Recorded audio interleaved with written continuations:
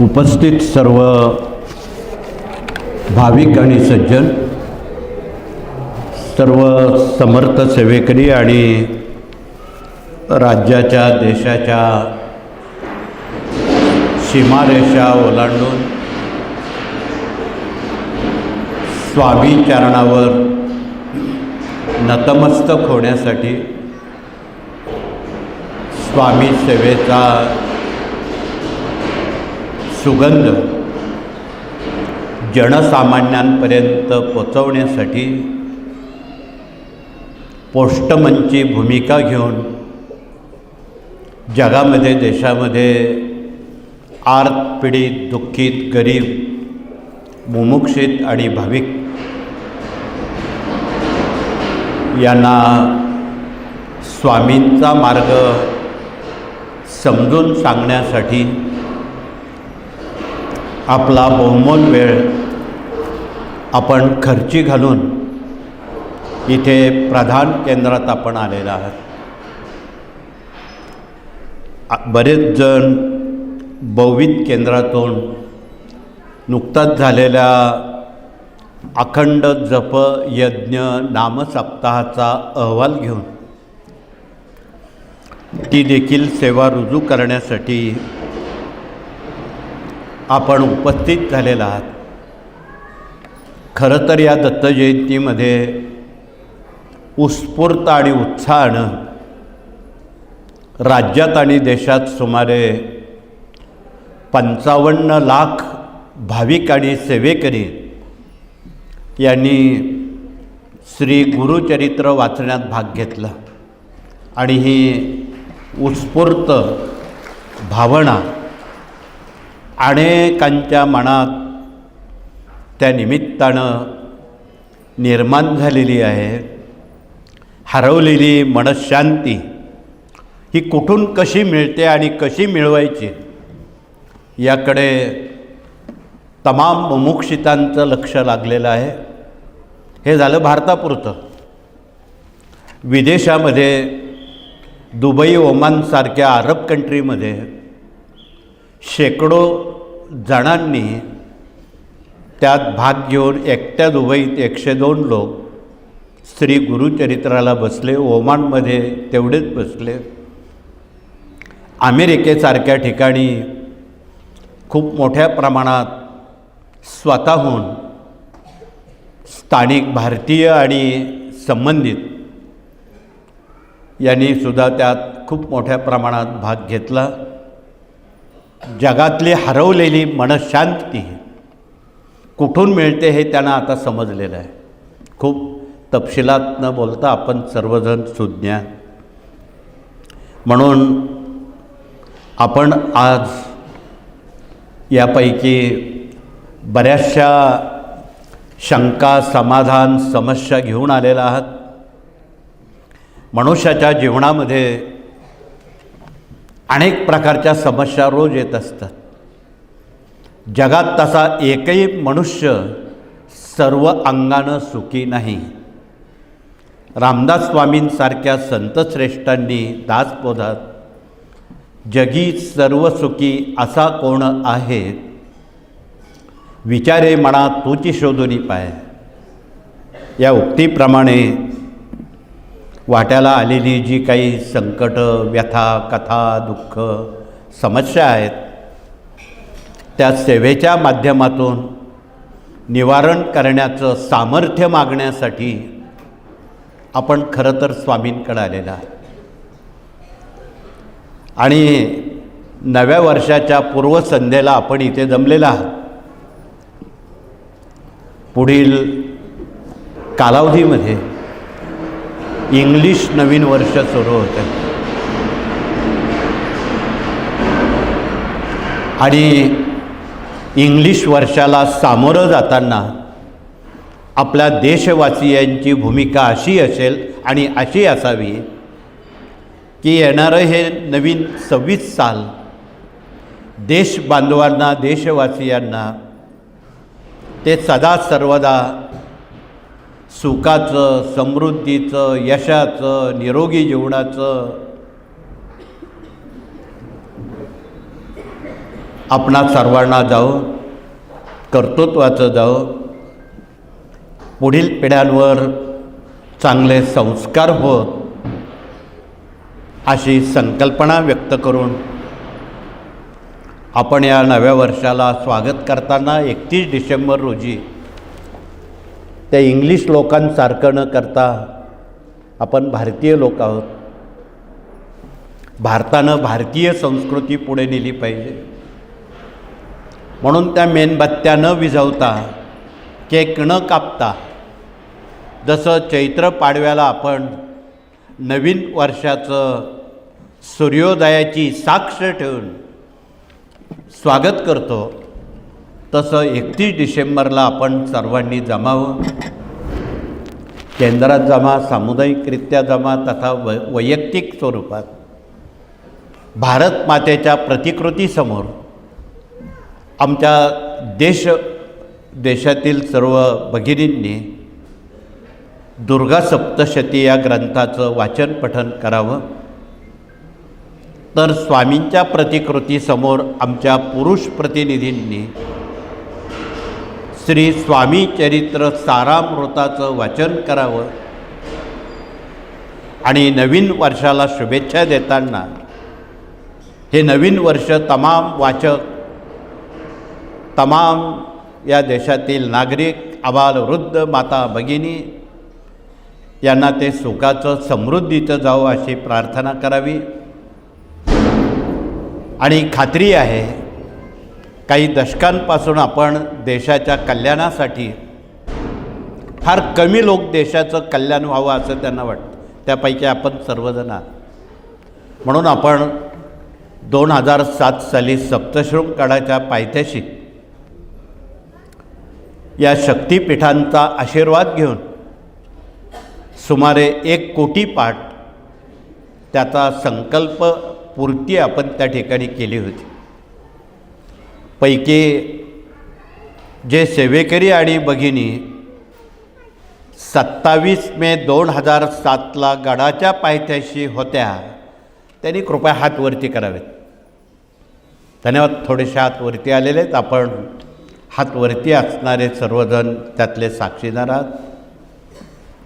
त्या दिवशी आपण आपला ग्रहपाठ 1 कोटीचा पूर्ण केला आणि त्याच दिवशी देशकल्याणासाठी 100 कोटी पाठ सप्तशती, स्वामी चरित्र आणि रुद्र याचा नवा संकल्प केला की पुढे काय वाढून ठेवलेलं आहे. म्हणून आपण गेले काही महिने, काही वर्ष अभ्यासक याचे आहात. मागील 6 महिने सतत अतिवृष्टीला आपण सामोरं गेलो, त्याआधी कोरोनाला सामोरं गेलो, आत्ताही पुढे बरंच काही वाढून ठेवलेलं आहे नवीन सालामध्ये. त्यात मोठे भूकंप आहेत जगात आणि देशात. 3रं महायुद्ध तोंडावर आलेलं आहे. या सगळ्या विपरीत अवस्थेत जग आणि देशाची वाटचाल चालू आहे. समाजकारण, देशकारण याचा गुंता अधिक वाढलेला आहे.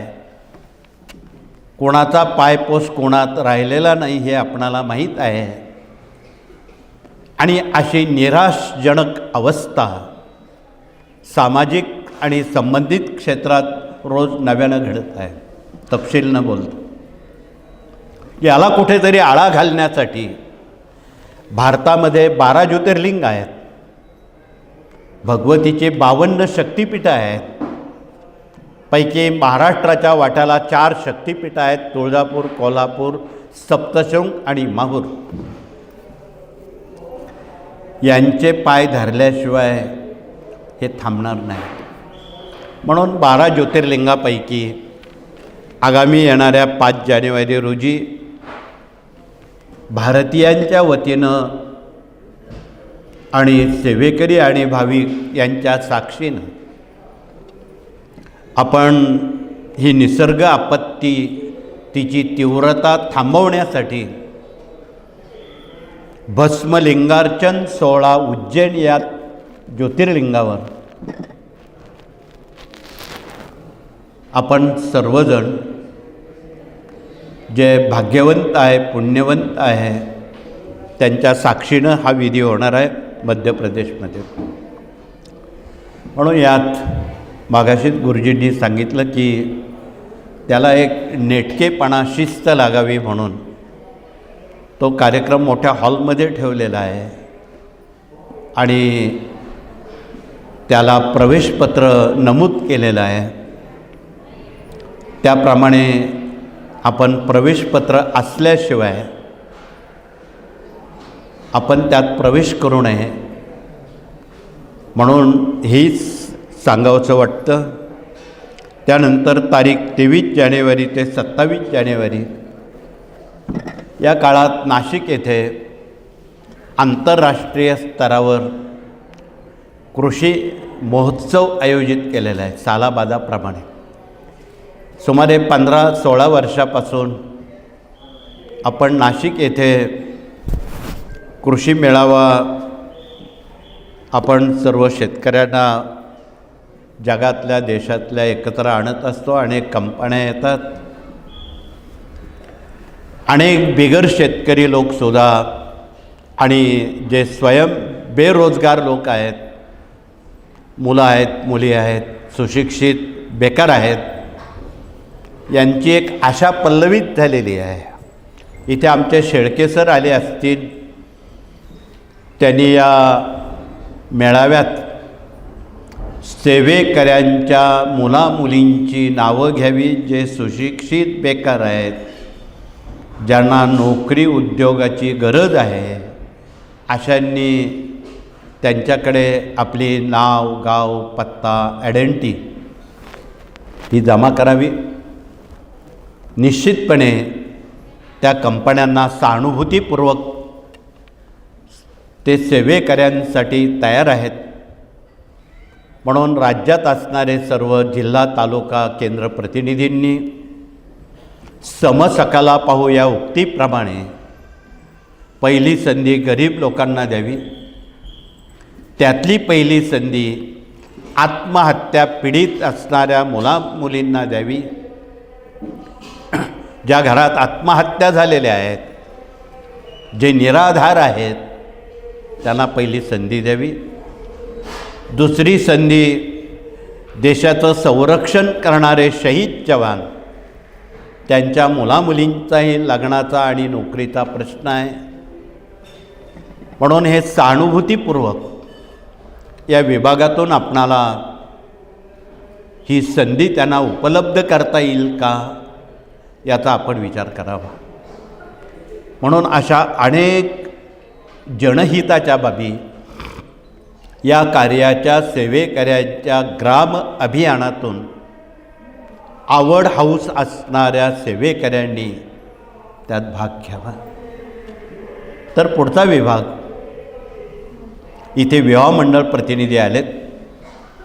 तिथे रोज विवाह मंडळ आयोजित केलेलं आहे आणि ज्यांना साखरपुड्यात विवाह करायचे आहेत, दरवर्षी आपण 10-5 लग्न तरी ते तिथे शेतकऱ्यांसमोर करत असतो बिना हुंड्यानं. ती परंपरा पुढे न्यायची आहे. एरवीसुद्धा दर गुरुवार रविवार इथे विवाह परिचय मेळावा घेतला जातो. आपल्या माहितीसाठी इथे आज बरेच मोठ्या प्रमाणात नवीन भाविक आणि सेवेकरी आलेले आहेत. केवळ इथे घेऊन चालणार नाही, तर हे गाव पातळीवर पोचावं लागेल.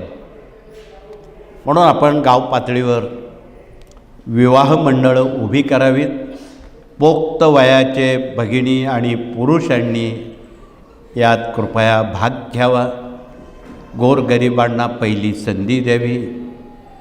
उद्योजकांना ठासून सांगावं की व तुम्हाला आत्महत्या पीडित आणि शहीद जवानांच्या मुलामुलींची विवाह करावा लागतील. एक विवाह केला तर अश्वमेध यज्ञ केल्याचं पुण्य करणाराला मिळणार आहे. म्हणून उद्योजकांना सुद्धा एक आव्हान करावं आपण आणि त्यांनी अनाठायी खर्च न करता काटकसरीनं गरीब मुलामुलींच्या विवाहाला योगदान द्यावं. हा माणुसकीचा प्रश्न आहे. आणि गेल्या 80 वर्षामध्ये या कार्यातून जेवढी विवाह झाली, जमली स्वामींच्या कृपेनं, आज तगायत एकही घटस्फोट फारकती झालेल्या नाहीत. म्हणून हे समाजकार्य आहे. इथे कोणी स्वामी मार्गातून जटा दाढ्या भगवे कपडे वाढून पाठवलेला नाही. माणसात बसणारी माणसं आहे आणि ज्याला माणसात माणसं बसवता येतात तो खरा सेवेकरी होतो. आणि आपण मातीतली माणसं आहोत, जमिनीवरच पाय असावेत. अशा स्वरूपाच्या माणसांना निश्चितपणे स्वामी बोलून घेतात. खरं तर आपण आला नाहीत, स्वामींनी तुम्हाला इथे बोलून घेतलेलं आहे. हे वेगळेपण या आध्यात्मिक सामाजिक जीवनाचं आहे. म्हणून असंच वेगळेपण आपणाला जनसामान्यांमध्ये भूषणावह होईल. स्वामींना, कार्याला, मानवजातीला असं काम आपल्या हातून व्हावं ही माफक अपेक्षा आहे. फार मोठ्या दुसऱ्या अपेक्षा नाही, एवढीच अपेक्षा आहे. म्हणून आपण गावोगावी विवाह मंडळं उभी करावीत. हे विनामूल्य काम करतात, विनाशुल्क काम करतात. आपणही तसं करावं. यातून आपणाला खूप काम पुढे नेता येईल आवड असणाऱ्यांना. आणि आज आमच्या शेतकऱ्यांची मुलं विवाह वाचून वंचित आहेत. त्यांना कोणी मुली देत नाही. का? तर तो शेती करतो म्हणून. शेती करतो म्हणून मुली देत नाही. त्यामुळं आत्महत्या वाढीच लागलेल्या आहेत, त्या काही थांबत नाही. आणि सरकार सर्वांना नोकऱ्या देऊ शकत नाही. म्हणून हा जो गुंता आहे हा कमी होण्याऐवजी वाढत आहे. म्हणून हे सामाजिक असणारे, ऐरणीवर असणारे प्रश्न कुठल्या तरी निमित्तानं ते हलके करण्याचं काम हजारो हातांनी करावेत.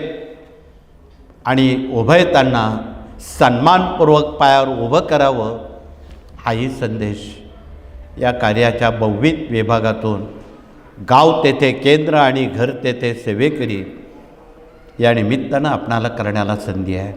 यावर खूप बोलता येईल, परंतु वेळेचं बंधन आहे.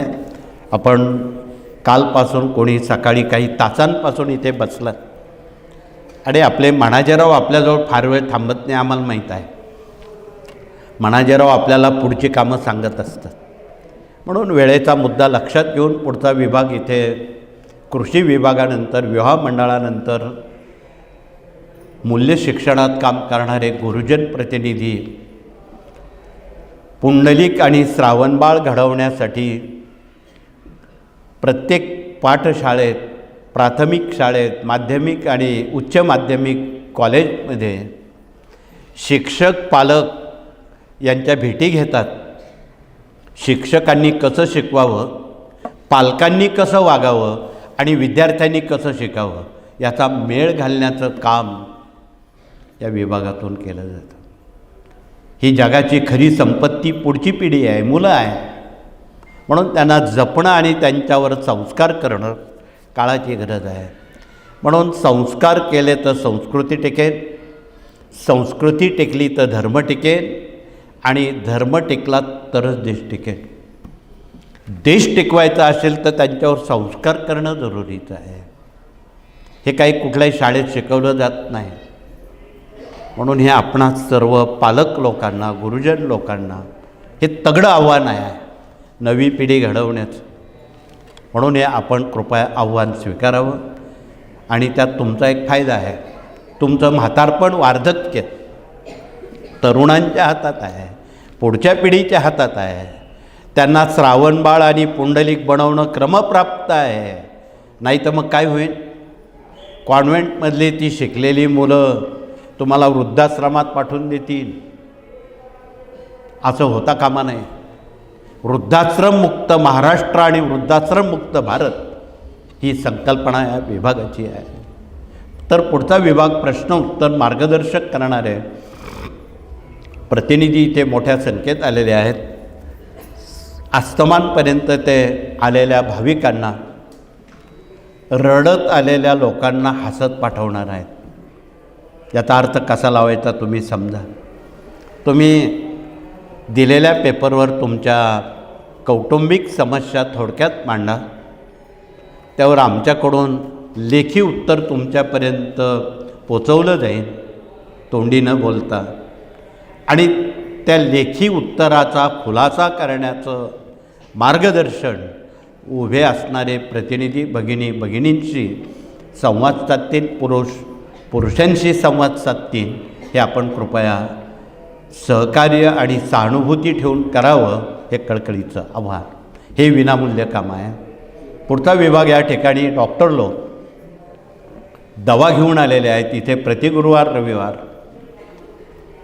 कमीत कमी 100 रुग्ण तरी कॅन्सरचे येतात, असाध्य आजाराचे येतात।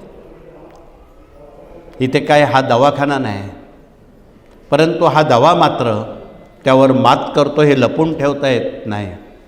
म्हणून आपण श्री क्षेत्र त्र्यंबकेश्वरी परमपूज्य मोरेदादा हॉस्पिटल जनतेसाठी खुलं करत आहोत। त्या ठिकाणी कुंभामध्ये कोट्यवधी संत महंत नागरिक देशवासीय जगवासी येणार आहेत। त्यांना आपुलकीनं या गोष्टी साध्य व्हाव्यात, त्याही विनामूल्य हा या मार्गाचा कयास आहे, संकल्प आहे। म्हणून असंख्य डॉक्टरांना आम्ही आव्हान करतो की आपण आपला थोडासा वेळ रुग्णांसाठी विनामूल्य द्या, हे पण आपण आव्हान करावं। पुढचा विभाग या ठिकाणी वास्तुतज्ञ प्रतिनिधी आलेले आहेत। वास्तुविषयक धोरणात्मक वाटचाल या कार्यानं गेल्या 40 वर्षात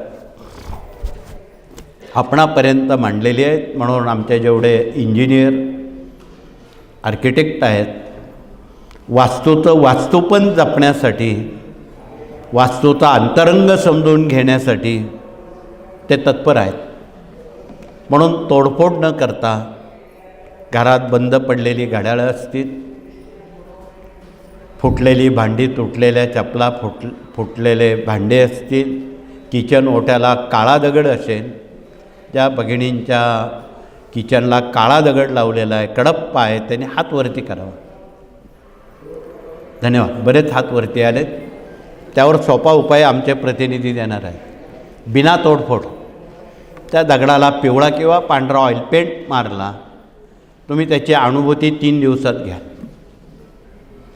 म्हणून आपणाला तोडफोड रहित सोपं वास्तुशास्त्र आमचे प्रतिनिधी आपणाशी संबोधित करणार आहेत, त्यांच्याशी आपण दिवसभरासाठी संवाद साधावा। तर पुढचा विभाग कायदेशीर सल्लागार म्हणून वकील आणि न्यायमूर्ती आलेले आहेत। त्यांनी आपला परिचय देऊन आलेल्या मुमुक्षित भाविकांना उपकृत करावं।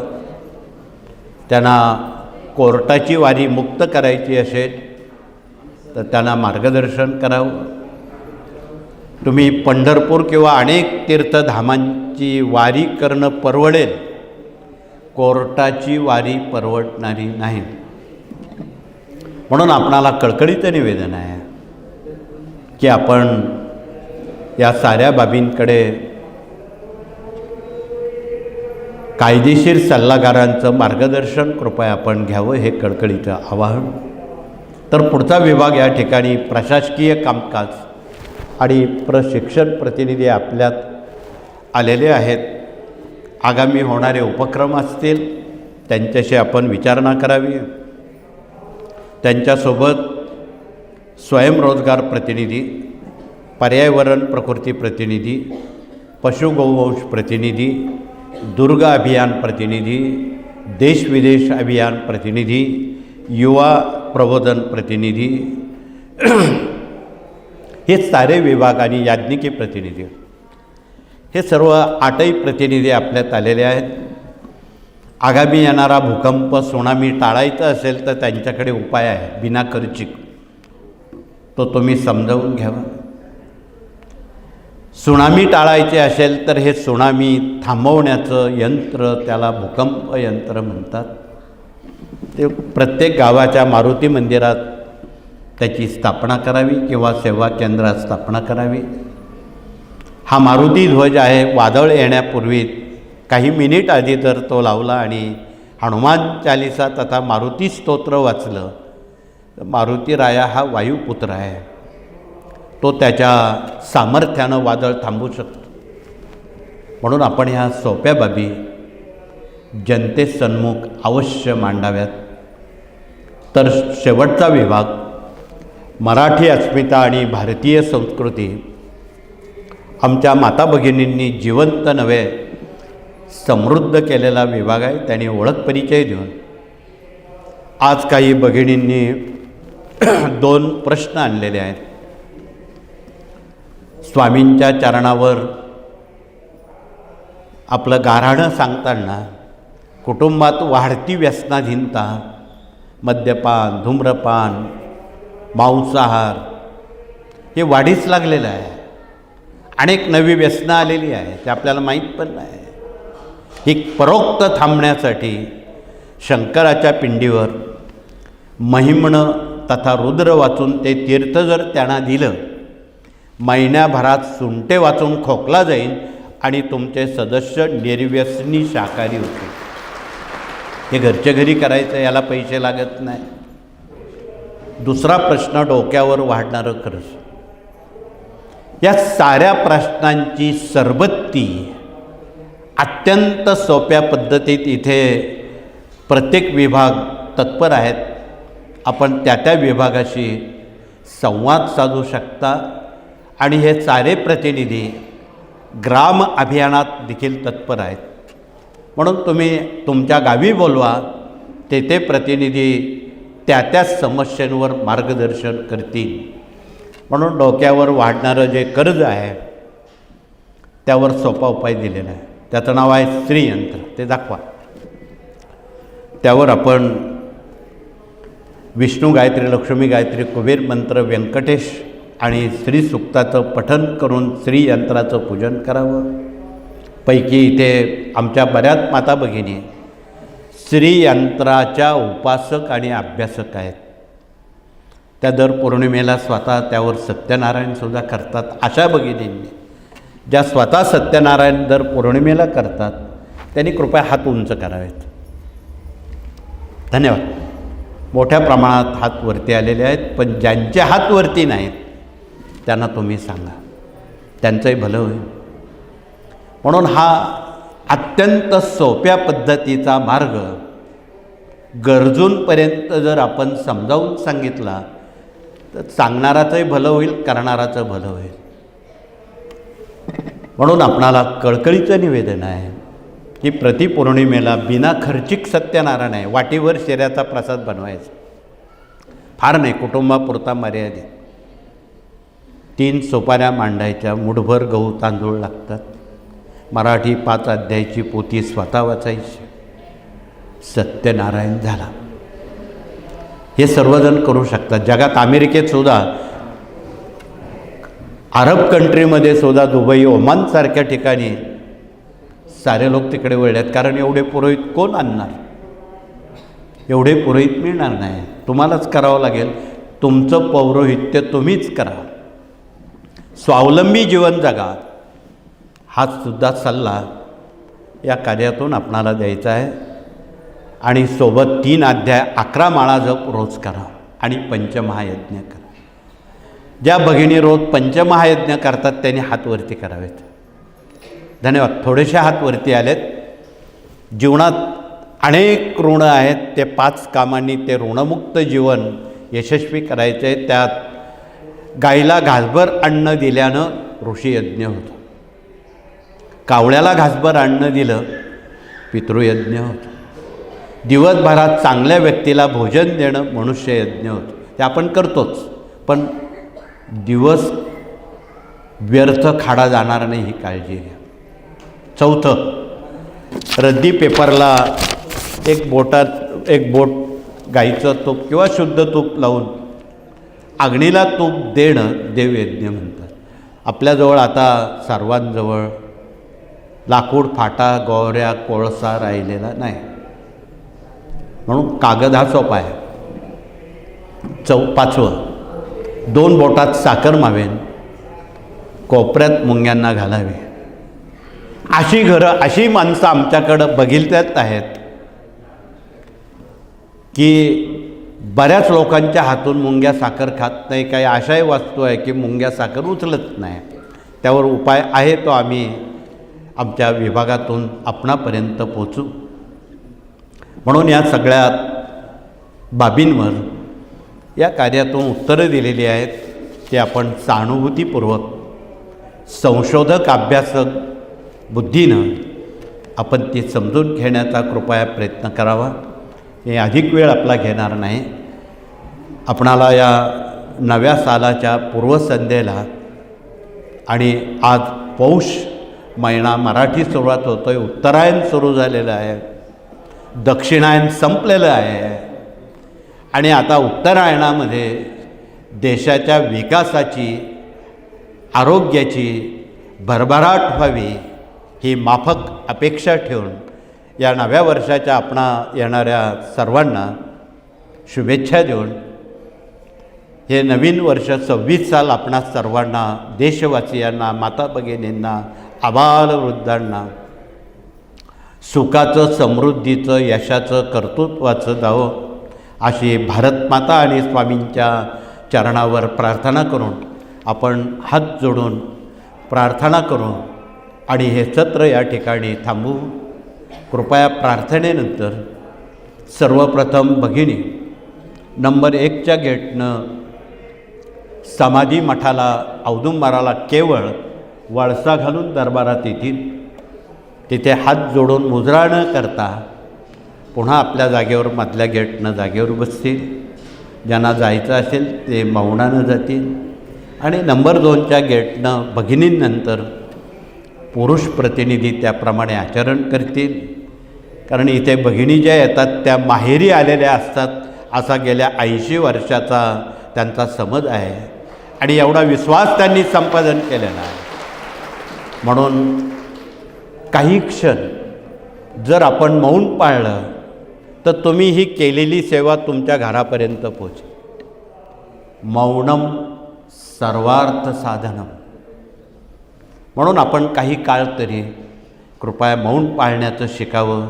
दिवसभरातून 2-3 तास जरी मौन पाळता आलं, आम्ही म्हणतो गंगेत घोडं आलं. म्हणून आपण मौन पाळण्याचं थोडी सवय लावावी एवढंच कळकळीचं सांगून नव्या वर्षाच्या पुन्हा एकदा अंतःकरणपूर्वक आपणाला शुभेच्छा देऊन आपण प्रार्थना करू. हे सत्र थांबू. श्री स्वामी समर्थ.